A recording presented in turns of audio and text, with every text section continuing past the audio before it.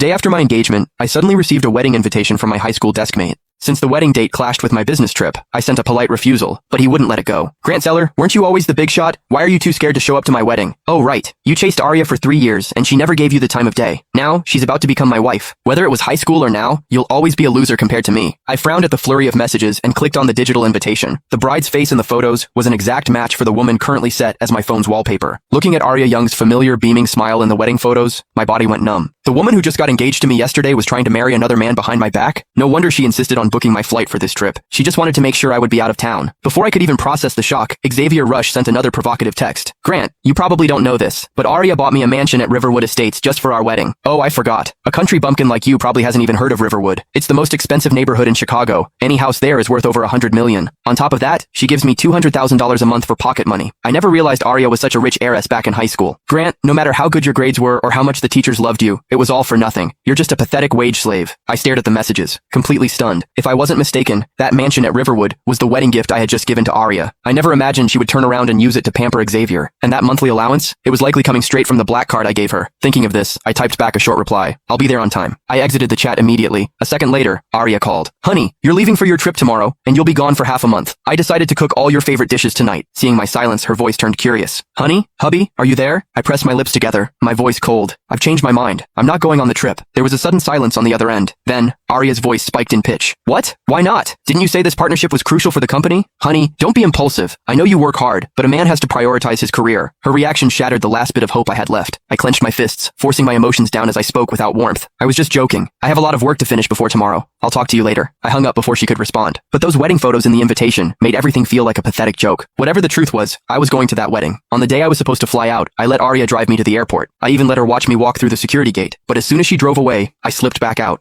I checked into the very hotel where her wedding with Xavier was being held. On the day of the ceremony, I walked into the ballroom and saw a photo wall of the happy couple. There was a photo of them both in their high school uniforms. That was when I realized they had been together since our school days. I closed my eyes for a moment. When I opened them, they were cold and indifferent. Xavier arrived, looking sharp in a tailored suit. He was surrounded by a group of our old classmates who were busy kissing his boots. Xavier, you're the man. You actually managed to land the ice queen of our class. We went to school together for 3 years, and I never knew Arya was so loaded. Man, marrying a woman with that much beauty and cash? You're set for life. Different people have different fates, I guess. Xavier definitely won the lottery here. Listening to their flattery, I felt like laughing. Xavier, however, looked incredibly smug. We're all old friends. If any of you need help in the future, just call me. I'll do what I can. His words made the group cheer even harder. Suddenly, someone spoke up. Hey Xavier, I heard Arya's dowry includes a priceless jade scepter. When are you going to show it off to us? My breath hitched. That jade scepter was a family heirloom passed down from my grandmother to my mother. Before my mother passed away, she gave it to me to give to my future wife. I had told Arya exactly how much that piece meant to me, and yet, she had given it to Xavier.